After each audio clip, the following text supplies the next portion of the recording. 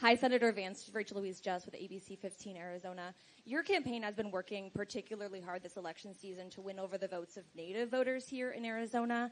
Can you promise that they'll be able to have a seat at the table, potentially roles in your administration, should you get to the White House? That's right. Yeah, no, I appreciate you asking that question.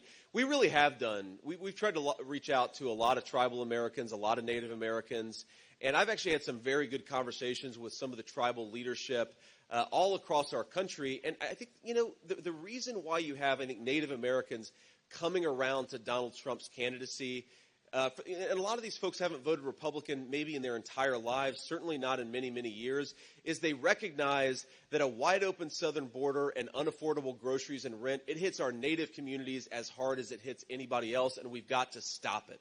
We've got to look out for people who have the legal right to be here. And, of course, that's very true of our Native citizens. The thing I promise, both for me and also on behalf of President Trump, is, look, we're not always going to agree on every issue. We're not going to agree on every issue just in this room. And these are some pretty, diehard folks in this room, right? But what I always promise is we're always going to listen to people, and Native and tribal folks are always going to have a seat at the table, right?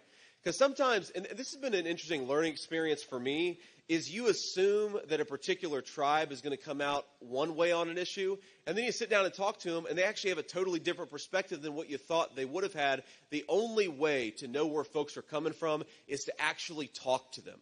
And that's something that Donald Trump and I really believe in, is talking to the American people.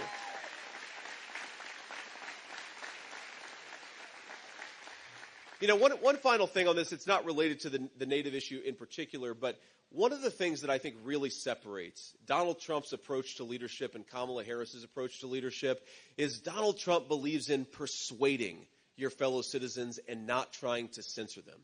And I think it's a really...